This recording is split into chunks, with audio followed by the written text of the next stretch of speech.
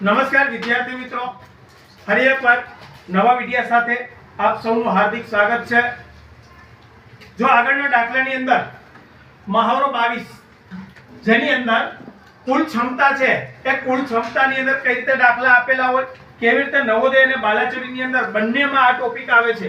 નવોદયની અંદર પણ પૂછાય અને બાલાચડીની અંદર પણ તમારે પૂછાય।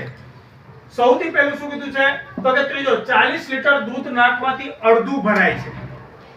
40 લીટર દૂધ નાખો એટલે કેટલું ભરાય? અડધું જ ભરાય। તો બીજું અડધું ભરવા માટે 40 નાખવું જ પડે, એટલે કુલ ક્ષમતા આપણી પાસે ખબર પડી જાય 40 લીટર થી અડધું છે તો બીજું 40 નાખો એટલે 40 ને 40 80, એટલે કુલ ક્ષમતા 80 લીટર આવી ગઈ। હવે યાદ શું કીધું છે? 3/4 ભાગ છે એ દૂધથી ભરેલો છે, એ દૂધથી એટલો ભરેલો હતો એટલે કુલ ક્ષમતા 80 લીટર।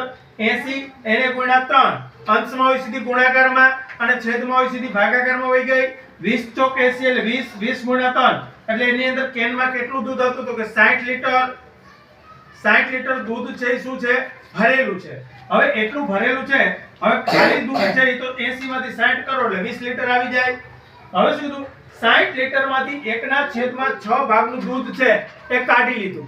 માની લો કે ચા કરવા તમે દૂધ કાઢી લીધેલું છે, તો એ કેટલું કાઢ્યું તો કે 1/6 હતું કેટલું તો કે 60 લીટર, એમાંથી 1/6 ભાગ કાઢ્યા એટલે 60 ગુણ્યા 1/6, 6 દાણ 60 એટલે 10 લીટર દૂધ એમાંથી કાઢી લીધું। ભરેલું 60 હતું, 60 માંથી 10 બાદ કર્યા એટલે કેટલા આવ્યા? 50। હવે એની અંદર છે 50 લીટર દૂધ અત્યારે ભરેલ છે।